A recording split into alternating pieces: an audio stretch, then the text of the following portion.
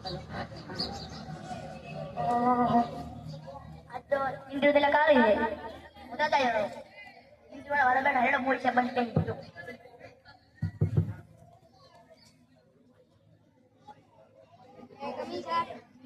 Yes, coming. Good morning sir. Morning, sit down. अरे नीचे के बैठे थे ऊपर बैठ ले. हाय.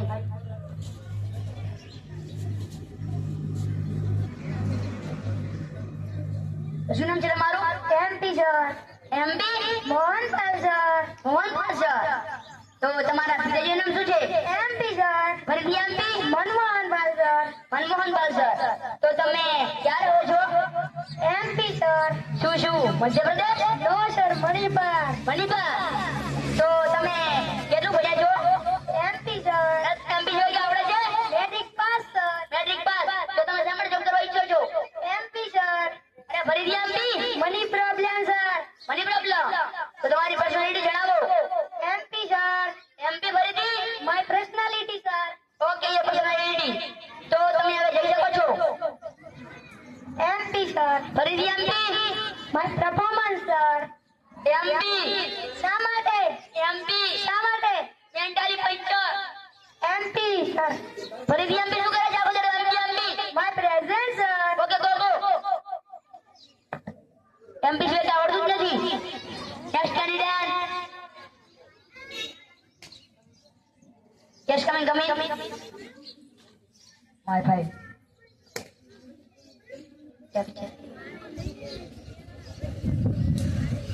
ભાઈ કમ્પ્લીટ છે.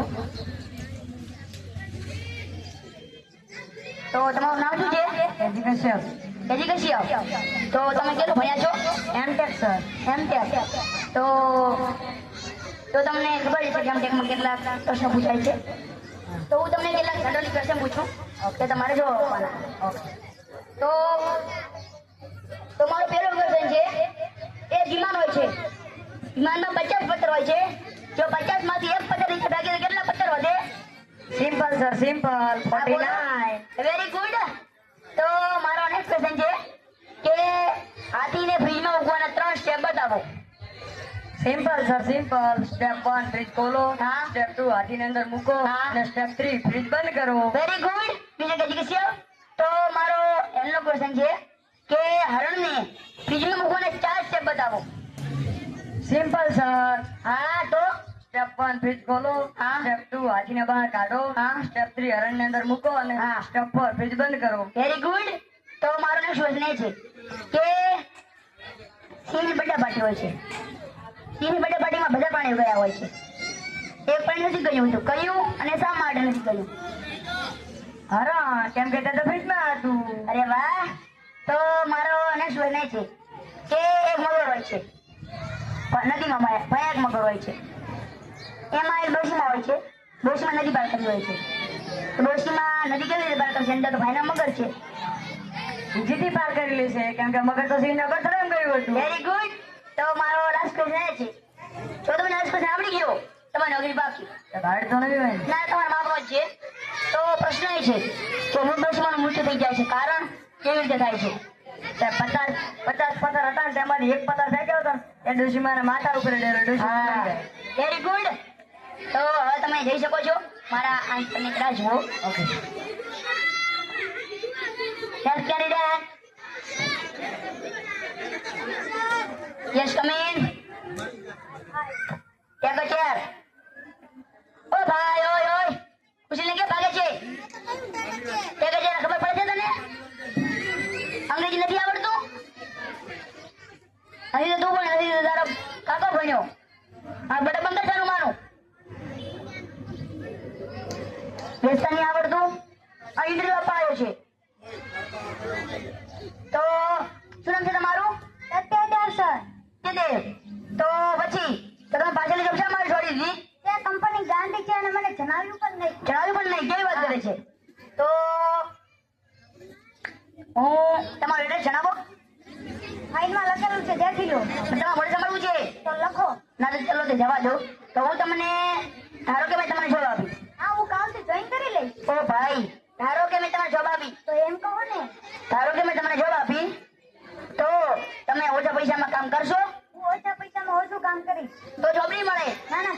આવી ગયો ને ઠેકાણે પગ ચાલો તારનો. તો હવે મને તમારું કૌશલ સારું જ ના લાગ્યું. શા માટે? કારણ કે તમે જ્યારે ઇન્ટરવ્યુ આપવા આવ્યા ને વાતચીત કરતા હતા ને, તમે કેવી વાત કરી મને બધી ખબર પડી ગઈ છે. મારે જોબ જોઈએ જ છે. નથી જોઈતી? જોઈએ જ છે. તને એક વાર કહેવાનું છે ત્યારે સીટ વગર પડશે મારે પાછી. સિક્યુરિટી બોલાવવાની કઈ જરૂર નથી. જ્યાં જાનું માનું ઉભે બડબમ કરી જાય પાછું. જોબ જોઈએ ખબર નહીં પડતી.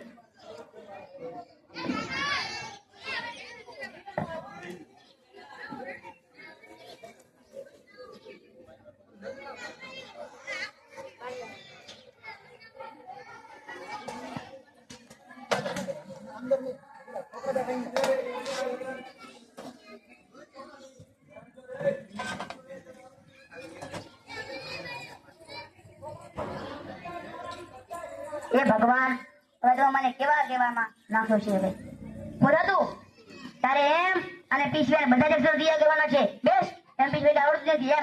એમ અને પી એજ્યુકેશન ઉભા થાવ. તમારું કૌશલ્ય સારું લાગ્યું છે, તમે તમારું જ્ઞાન સારું છે, તો તમે બેસી જાઓ. તું બોલા તું એમ બોલતું જ નહીં પાછું વડે મંગાઈ બેસવાનું માનું કઈ આવડતું જ નથી.